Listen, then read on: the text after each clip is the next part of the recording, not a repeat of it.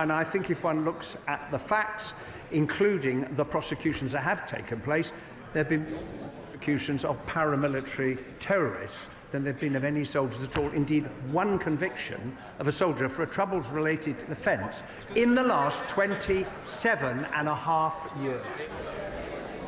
Before we come to Prime Minister's questions, may I extend a warm welcome to the President of the House of Representatives of the Netherlands and his delegation who are with us in the gallery today. Prime Minister's questions, Ruth Cadbury. Question number 1, Mr. Speaker. Prime Minister. Mr. Speaker, can I begin by saying I hope all colleagues had a happy Christmas. It probably feels quite a long time ago now, but not for reform, of course, because today is the day that they celebrate Christmas in Russia. Mr. Speaker, on Monday I visited that they celebrate Christmas in Russia. Mr. Speaker, on Monday I visited Reading, where I met with people who will benefit from the first freeze in rail fares for 30 years. Mr. Speaker, that's on top of other measures we're taking to tackle the cost of living, £150 off energy bills, more free breakfast clubs and raising the minimum wage. And there's much more to come this year, Mr. Speaker, as we turn the corner. Mr. Speaker, yesterday I stood side by side with our European and American allies and President Zelensky at the Coalition of the Willing meeting in Paris. Mr. Speaker, we made real progress on security guarantees, which are vital for securing a just and lasting peace. Along with President Macron and President Zelensky, we agreed a declaration of intent on the deployment of forces in the event of a peace deal. Mr. Speaker, we will set out the details in a statement at the earliest opportunity. I will keep the House updated as the situation develops, and were troops to be deployed under the declaration signed, I would put that matter to the House for a vote. Mr. Speaker, this morning I had meetings with ministerial colleagues and others. In addition to my duties in the House, I had further such meetings later today. Thank you, Mr. Speaker. Leaseholders in my constituency and across the country are being fleeced by freeholders and managing agents, and they need relief from both, and we need to end the feudal leasehold system. So could the Prime Minister confirm when the leasehold and common hold reform bill will be coming to Parliament? I thank her for raising this important issue. We are taking serious action to deliver homes the country needs and provide homeowners with greater rights, powers and protections. We will publish the draft bill as soon as possible, and I'll update the House. More protections, of course, are already coming this year because we passed the Renters' Rights Bill, stronger protection for 9 million renters, abolishing no-fault evictions. That's the change we're delivering. And who voted against it? Tories and Reform. Leader of the Opposition, Kemi Bernal. Thank you, Mr. Speaker. And, Mr. Speaker, may I welcome the Prime Minister's efforts to advance peace in Ukraine and his joint statement on Greenland. The last few days have seen significant international events: the US operation in Venezuela, threats towards Greenland, and an agreement to put British troops on the ground in Ukraine. So it is frankly astonishing that the Prime Minister is not making a full statement to Parliament today. No Prime Minister, Labour or Conservative, has failed to make a statement to the House in person after committing to the deployment of British troops. His comments about making a statement in due course, quite frankly, are not good enough. It shows a fundamental lack of respect for all of us here and the people we represent. Mr. Speaker, the US is Britain's closest military ally. However, we are clear that the sovereignty of Greenland is sacrosanct. So can the Prime Minister tell us what influence is he bringing to bear with the US administration to ensure that is respected? Prime Minister. Mr. Speaker, let me be very clear about what was agreed yesterday, because military plans were drawn up some months ago, and I've updated the House in relation to that. Yesterday was a political declaration that sits under those military plans. If there were to be deployment, there would have to be a legal instrument. Mr. Speaker, deployment would only be after a ceasefire to support Ukraine's capabilities, to conduct deterrent operations and to construct and protect military hubs. Mr. Speaker, there will be a statement to the House at the earliest opportunity. There could hardly be an opportunity. They claim they want to know about this and they're trying to shout me down. Mr. Speaker, in relation to the House, if there were a decision to deploy under the agreement that was signed yesterday, then I would put that matter to this House for a debate beforehand and for a vote on that deployment. That is consistent with recent practice, and I'll adhere to that. Mr. Speaker, why is today not the earliest opportunity? The truth is, the Prime Minister does not want everybody in this House to be able to ask him questions. So he leaves it just to Prime Minister's questions half an hour. On Monday, at least his Foreign Secretary stood up for 2 hours and 15 minutes. You know, it was a non-event, but at least she did that. He is scared of us being able to ask him questions. Yes. 6 questions. Yes, he's here. Please. I've also requested that we do need an early statement. This House should always be informed first. So I don't like the chantering. Let the questions continue. Well, one of them asked, but he is here. He's got no choice but to be here for Prime Minister's questions. That's why he's here. If he could skip this, we know he would do. But back to the matter at hand, Mr. Speaker. We all agree, all of us here agree, I think most of us here agree, that NATO is the bedrock of our security. The future of Greenland is of fundamental importance to the future of the alliance. And I am sure that the Prime Minister agrees that it is essential for NATO leaders, including and especially the US, to meet. Will the Prime Minister call for an urgent meeting of NATO leaders? Prime Minister. Mr. Speaker, she says she wants to hear about Ukraine. She's got 6 questions. She's not even asking a second question about what we did yesterday. She's got the opportunity. Mr. Speaker, in relation... Sorry, can I help the Prime Minister? You don't need to worry about the responsibility of the questions of the opposition. That's urgent. You don't need to worry about the responsibility of the questions of the opposition. That's urgent. Mr. Speaker, NATO is the single most important and effective military alliance the world has ever seen. In the 18 months we've been in power, I've done everything within my ability to strengthen NATO. We had one of the strongest NATO meetings last year, the summit, where we had more members of NATO and more unity. When I arrived back to the House to make a statement, which of course she asked for, her position was I shouldn't have missed PMQs, I should have empty-chaired the NATO summit. That's how serious she is about NATO, Mr. Speaker. You didn't answer the question, Mr. Speaker. I asked him if he would call for an urgent meeting of NATO leaders. We can all see that the situation is moving rapidly. I also note that he has still not had a call with President Trump. That is concerning 4 days after the events in Venezuela. But yesterday, he announced that Britain and France had signed, he says, a political agreement to put troops on the ground in the event of a peace deal in Ukraine. So given the Prime Minister is not making a statement about that deployment of British troops abroad, one of the most serious decisions a government and a parliament can take, irrespective of what he says, can he at least confirm how many troops would be sent to Ukraine and whether they would be in a combat role? Prime Minister.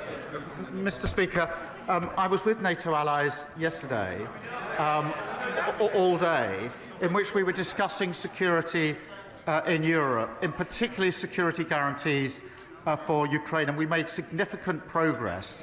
And I'm glad that she has welcomed that. Of course, I will speak to President Trump. I spoke to his senior advisers yesterday. We were with them all day. But Mr. Speaker, she asked me about the deployment. We released the statement yesterday. It's clear from that, but I will be clear with the House that there would only be deployment after a ceasefire. It would be to support Ukraine's capabilities.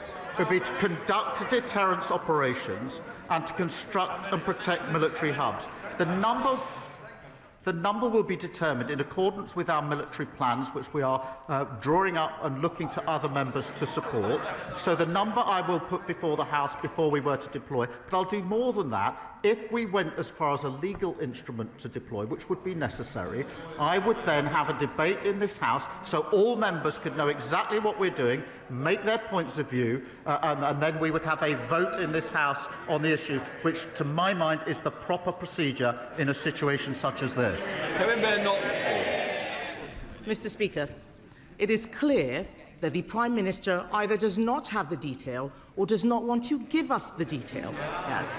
But this is important. He should be calling an urgent meeting of NATO leaders. He should have spoken to President Trump by now. This is important because if any such peace deal is breached, we would be in direct conflict with Russia. If the Prime Minister is committing troops, he must give more detail on how he intends to ensure our armed forces are fully resourced. Before the budget, the Prime Minister said it was his ambition to spend 3% on defence in the next Parliament. That could be as late as 2034. It is time to move from ambition to commitment. We have now had the budget. So can the Prime Minister now tell us in what year will the UK spend 3% of GDP on defence? Prime Minister. Mr. Speaker, just on this serious issue she puts to me in relation to security guarantees and the American role and our dialogue with the Americans, I can assure the House I spoke to President Trump twice over the Christmas period in relation to this specific issue, along with members of the E3, along with European allies. That has been a constant course of our discussion. There's no question of acting on this without full discussion with the Americans, and their senior negotiators were there at President Trump's request yesterday and on his instructions, and they were talking to him during the course of yesterday as we negotiated. So to assure the House, because it is a serious position she's putting to me, on the question of security guarantees, there is nothing between the UK and the US, and we've been constantly discussing this over many, many weeks and months. We've made huge progress. I have personally spoken to President Trump about it on 2 occasions since we were last in this House. I do want to reassure her and the House in relation to that really important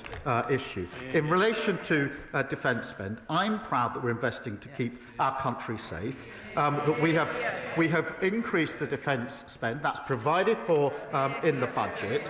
It's the biggest sustained increase in defence spending since the Cold War, and that means, Mr. Speaker, better kit, better housing for our forces and better defence as an engine for growth. Mr. Speaker, that does compare to their record. Ben Wallace, who was on the radio this morning, the longest-serving Conservative Defence Secretary, admitted that on their watch the armed services had been, in his words, hollowed out. And our defence...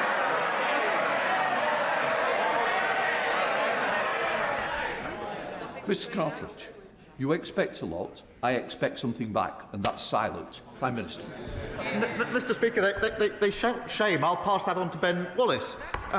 Mr. Speaker, the defence spending that we've put in place is 3 years earlier than the unfunded plan that they left behind at the last election. Mr. Speaker, I heard what... Oh, wait for it. Yeah.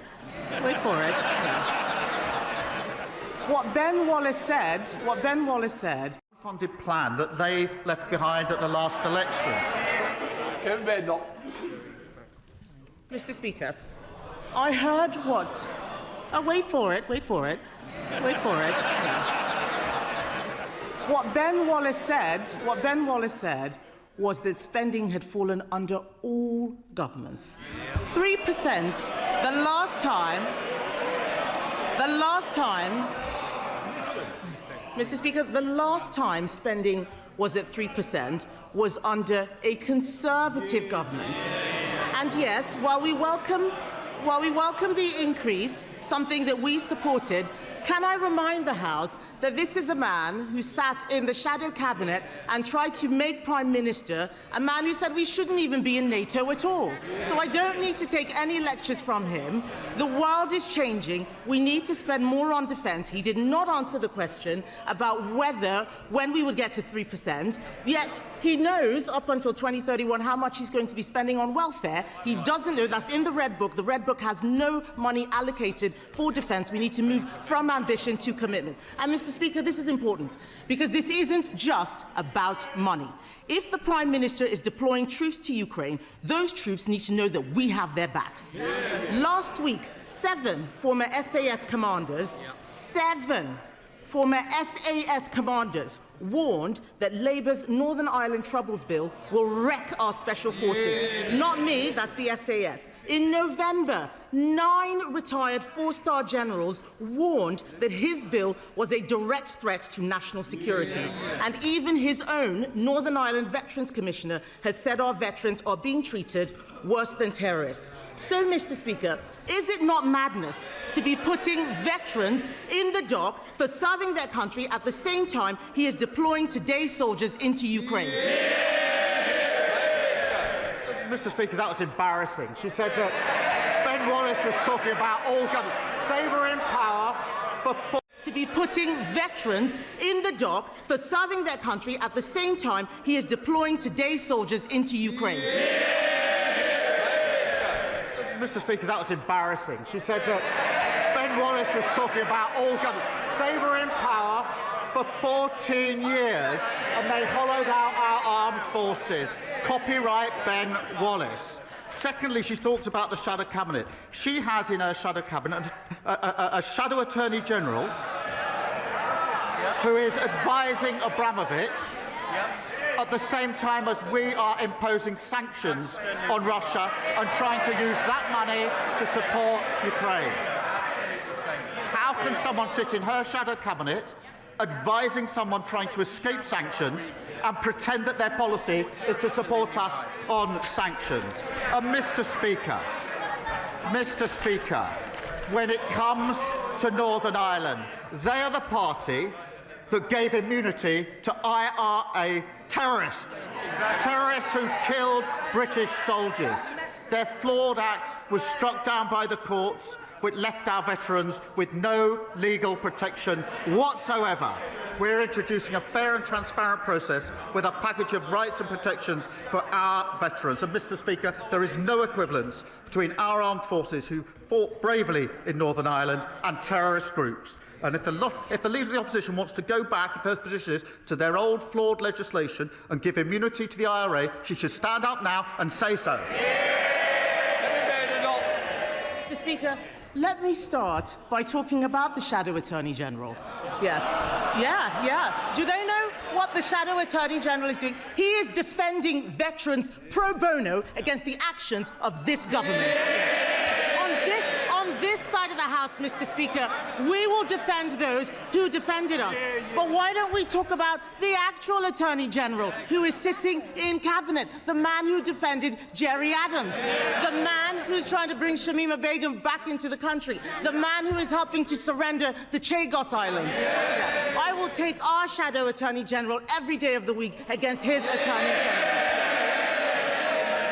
Mr. Speaker, we protect our veterans. I want the Prime Minister to know we protect our veterans. What he is doing to veterans is disgraceful. But this is serious, Mr. Speaker. I don't want our Shadow Attorney General every day of the week against his Attorney General. Mr. Speaker, we protect our veterans. I want the Prime Minister to know we protect our veterans. What he is doing to veterans is disgraceful. But this is serious, Mr. Speaker. I don't want the House to be under any illusions.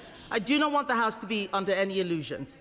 The Prime Minister should know that we will absolutely support any efforts to help bring peace to Ukraine. We will work with him to ensure NATO remains the bedrock of our security. But we cannot write a blank cheque when he is also surrendering the Chagos Islands, surrendering our veterans to lawfare, and surrendering to his backbenchers by prioritising welfare handouts over defence spending, as if the world has not become more dangerous. So, Mr. Speaker, isn't it time the Prime Minister changed course and for once put the British national interest first? Mr. Speaker, she talks about the Shadow Attorney General. Of course I accept that lawyers have to represent all sorts of clients. Of course I accept that principle. The question is whether the Shadow Attorney General can sit in the Shadow Cabinet when the party opposite says it supports us on sanctions. We want the money from Chelsea Football Club to go to Ukraine. I'm not sure whether that's her position. If it is her position, presumably it's something they discuss in the Shadow Cabinet, advised by a Shadow Attorney General who is representing the very man whose money we want to send to Ukraine. If she can't see the very man whose money we want to send to Ukraine, if she can't see the conflict of interest in that, then she shows no judgment and no leadership at all. The same old. It's a new year, but the Leader of the Opposition's got absolutely nothing to offer the country. She can't see the conflict of interest in that, then she shows no judgment and no leadership at all. The same old. It's a new year, but the Leader of the Opposition's got absolutely nothing to offer the country. She is totally irrelevant. Nobody is listening to her. Mr. Speaker, this is the year when on this side of the country, she is totally irrelevant. Nobody is listening to her. Mr. Speaker, this is the year when on this side we turn a corner.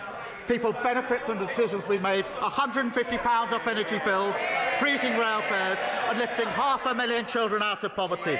We're turning the corner and there's much more to come. Well,